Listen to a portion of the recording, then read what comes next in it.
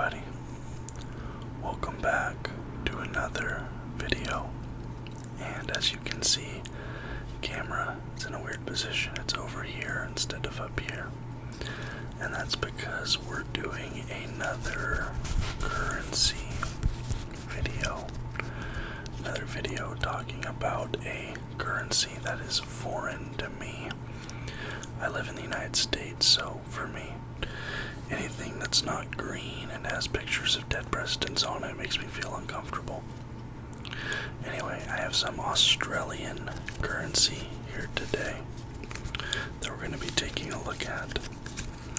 And the first thing that stands out to me about this, that you can only really notice when you have all the bills together here, is that they're different sizes.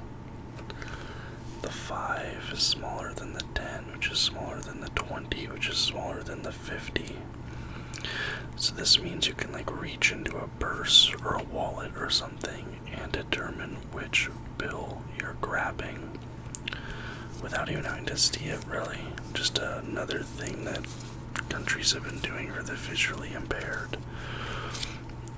Nice little touch, definitely like that, but let's get started with the $5 bill. The Australian $5 bill. Right there. As you can see, we have Queen Elizabeth on it right there, the Queen of England. In the bottom left corner, it says Australia. And then we have this outline, all see-through bit of it, looks like the head of a bird. And then you have this plastic see-through bit here with some plants on it. Australia in the bottom left corner, I already pointed that out. There's two names here. Okay, so right here it says legal tender throughout Australia, and it has two signatures, one signature, and below it says Governor, Reserve Bank of Australia. Then below that there's another signature, and that says Secretary to the Treasury, and that's that little bit right there. Of course, you have the denomination 5, and that says $5 along the side there. It says $5. And then you have another little hologram see-through thing there. There are some things in the plastic, so you have this star here at the top. You have a bird right there, it looks similar to the bird over there. Then you have, looks to be probably the Parliamentary building or the Reserve building. That's the front of the $5 bill. Here is the back. You have another government building there with flying the Australian flag. Not sure what that building is. That could be Parliament, that could be the Reserve, it could be a completely different governmental building, I'm not sure. Here, I don't know, this looks like a very industrial, almost like science fiction-y little design there. I'm not sure what this is. And then you have another hologram see-through bit on the other side of that bird, and the bird is still present there, but it's also in this, it's on top of another design. And there's 4 5s across the top there, 5, 5, 5, 5, because this is a $5 bill. So there is your $5 Australian bill.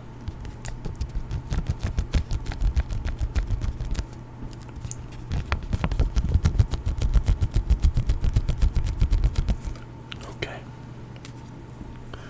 moving on. We have the 10, and on the front of the 10, right here, is A, B, the Banjo Patterson, and I looked this guy up. Andrew Barton Banjo Patterson was an Australian bush poet, journalist, and author. He wrote many ballads and poems about Australian life, focusing particularly on the rural and outback areas, including the district around Bennelong, New South Wales, where he spent much of his childhood. Patterson's more notable poems include Clancy of the Overflow, The Man from Snowy River, and Waltzing Matilda, regarded widely as Australia's unofficial national anthem. So very influential Australian poet A.B. Banjo Patterson. It's funny, he wrote a poem called The Man from Snowy River. I have an inside joke in my family about the film The Man from Snowy River, perhaps about based on the poem, I'm not sure. And then to his right is this image of a cowboy on horseback with a lasso. You have the number 10 and $10 written there. And then you have this see-through plastic bit.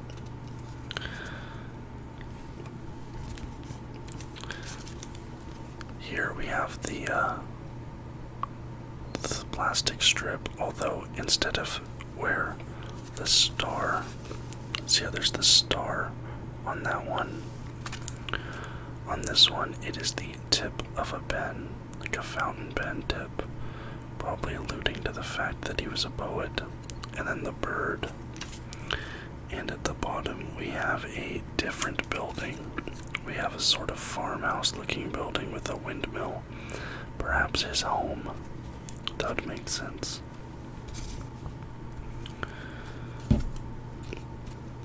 We have another little gold, like plastic security feature there, featuring a bird, but this is a different looking bird from the bird on the $5 bill.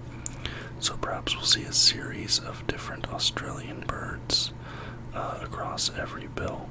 And then Australia in the bottom left, the signatures again there. Then on the back, we have a different person's face, which is interesting because, in the US, it's the same person on front and back. On those Canadian dollars we looked at, it was one person on the front, then a famous building on the back. But here we have a different person on the back. I looked this person up too. This is Mary Gilmore. Mary Gilmore. Dame Mary Jean Gilmore was an Australian writer and journalist, known for her prolific contributions to Australian literature and the broader national discourse. She wrote both prose and poetry.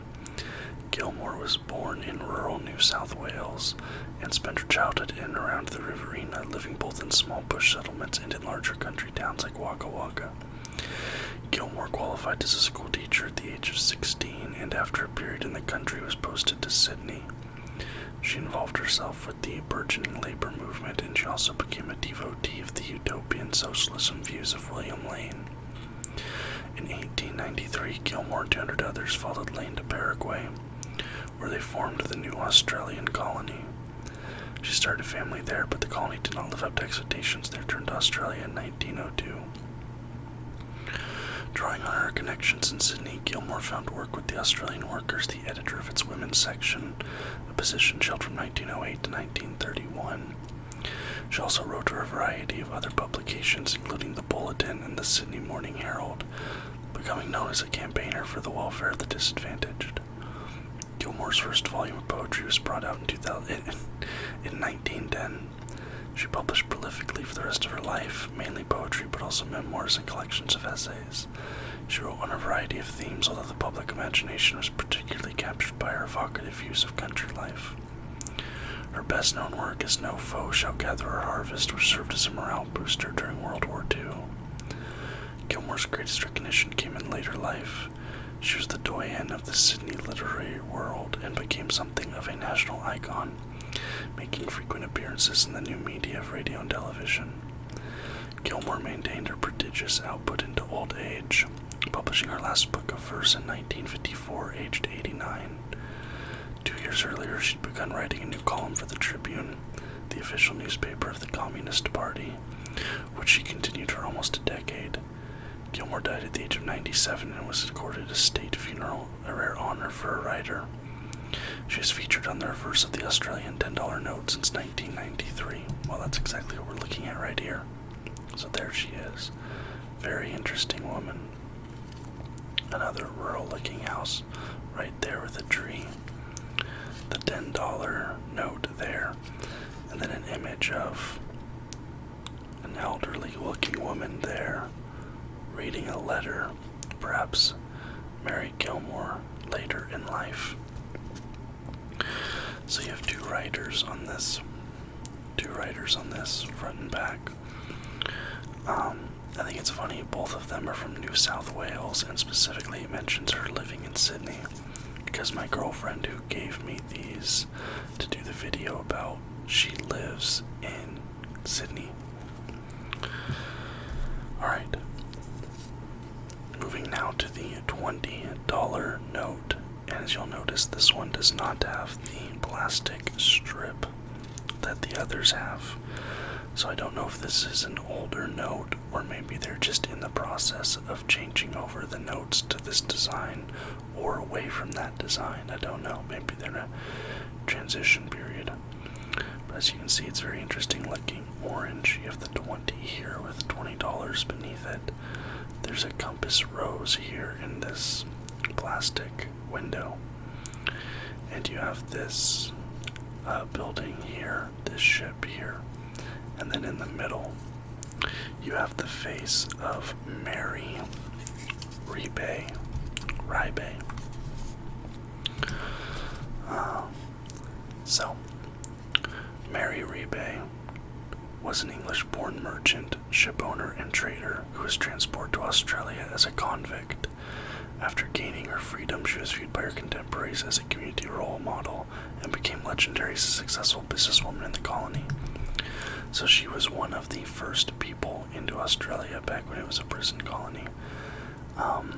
The term, I have been informed that the term for those people is First Fleet, or First Fleeters, and there are some Australians descended from First Fleeters who pride themselves on that fact.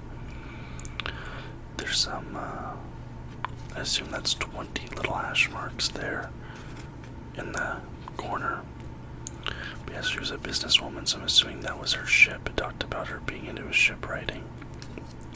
Alright, and then the back of the 20, you have a plane, an old biplane there. And you have, looks like some mathematical figures and like a anatomical figure. Then you have a man riding a camel there below the number 20, staying for $20.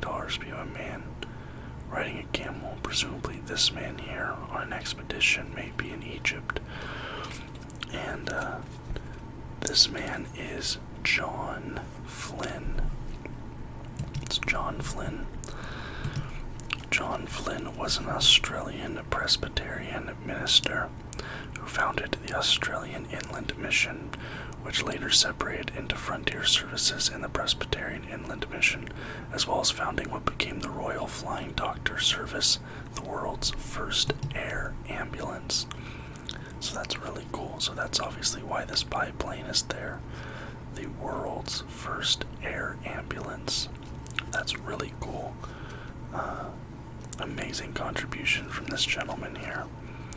So you see you have Australia in script writing there, also in script writing there, as opposed to having Australia in a more traditional lettering in the bottom left. Finally, the $50 note.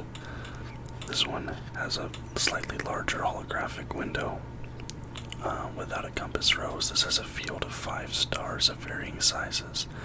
I'm sure that has some importance. The number 50 there for the denomination. And then you have, I don't know what those are. Those look like they might be medical instruments of some sort. Maybe medical instruments, I'm not sure. And you have a church building right there. And then the person on the front of this note is David Unebon. David Unebon. David Unebon or David Ngunaitponi. I'm gonna butcher that. It's Aboriginal, but it was anglicized. Unebon was an Aboriginal Australian man of the Ngarrindjeri people. Apologies, I cannot pronounce that. He was a preacher, inventor, and author. Unebon's contribution to Australian society helped to break many Aboriginal Australian stereotypes, and he is featured on the Australian $50 note in commemoration of his work. He was the son of preacher and writer James Unebon. So that's him. Important Aboriginal Australian gentleman.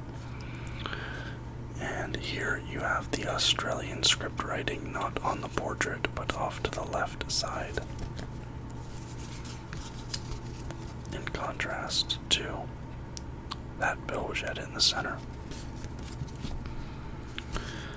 There's also this interesting white and red symbol right there. I'm not sure what that means, but it might be something related to the Australian Aboriginal people. And then here is the backside of the $50 bill. Do you see 50 there for the denomination? This one has a white and blue symbol right there. You have this building here, and you have this woman. Looks like she's preaching. She's preaching up in front of a church audience, and then she's posed there with her 3 children, or 4 children, excuse me. And this is Edith Cohen. Edith Cohen. She has a very long Wikipedia bio, so get ready. Edith Derksey Cohen was an Australian social reformer who worked for the rights and welfare of women and children. She is best known as the first Australian woman to serve as a Member of Parliament. Cohen has been featured on the reverse of Australia's $50 note since 1995. Cohen was born at Glengarry Station near Geraldton, Western Australia. She was the granddaughter of 2 of the colony's early settlers, Thomas Brown and John Whitnam. Cohen's mother died when she was 7, and she was subsequently sent to boarding school in Perth. At the age of 15, her father, Kenneth Brown, was executed for the murder of her stepmother, making her an orphan. She subsequently lived with her grandmother in Guildford, Western Australia, until her marriage at the age of 18. She and her husband would have 5 children together, splitting their time between homes in West Perth and Cottesloe. In 1894, Cohen is one of the founders of the Karrakatta Club, the first women's social club in Australia. She became prominent in the women's suffrage movement, which saw women in Western Australia granted the right to vote in 1899. Cohen was also a leading advocate for public education and the rights of children, particularly those born to single mothers. She was one of the first women to serve on a local board of education, and in 1906 helped to found the Children's Protection Society, whose lobbying resulted in the creation of the Children's Court the following year. Cohen was a co-founder of the Women's Service Guild in 1909, and in 1911 helped establish a state branch of the National Council of Women. Cohen was a key figure in the creation of the King Edward Memorial Hospital for Women, and became a member of its advisory board when it opened in 1916. She was made a Justice of the Children's Court in 1915 and a Justice of the Peace in 1920. In 1921, Cohen was elected to the Legislative Assembly of Western Australia as a member of the Nationalist Party, becoming Australia's first female parliamentarian. She was defeated after just a single term, but maintained a high profile during her tenure and managed to secure the passage of several of her private members' bills. The Nationalist Party was actually a center-right party. I'd expect that to be far-right, but okay. Had to check that real quick. But yeah, she seems like an absolutely incredible woman, accomplished a lot, secured the rights for women and children in Australia back in the 1800s, early 1900s. Really inspiring stuff, and makes sense that these two would share the $50 note together. So really quick, before I go, which design do you prefer? Do you prefer this design with the see-through strip through the left to center and Australia in like standard block text at the bottom left?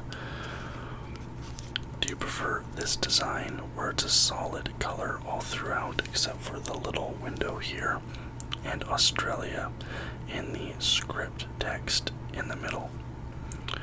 Or do you prefer this design where it is a solid note except for the little window, but Australia in smaller script text off to the left side? Which of those three design principles do you like the best? Personally, I think this looks the best. It looks very clean. I like all the multiple design elements included. I actually really like the aesthetics of this particular note personally, but let me know which of the design principles you like the best. But yeah, that is a look at Australian currency. Unfortunately, I did not get a $100 bill. I might do another video in the future of just looking at, a variety of different currencies, and I might try and get a $100 bill for that purpose. But there you go, Australian currency. So, thank you guys so much for watching. I hope you enjoyed this video. I got a pretty good response to the Canadian currency video, so I wanted to do another one. I'm not sure how many more of these I could do because I was going to Canada. That's why I got Canadian currency. My girlfriend's Australian. That's why I got this currency. I don't really have an avenue or a reason to get other currencies, but I suppose I could look at, see what my bank offers for purchase and just see what they have. But anyway, thank you guys so much for watching. Please leave a thumbs up and subscribe to the channel for more content just like this every single day. Until next time, guys. Bye-bye.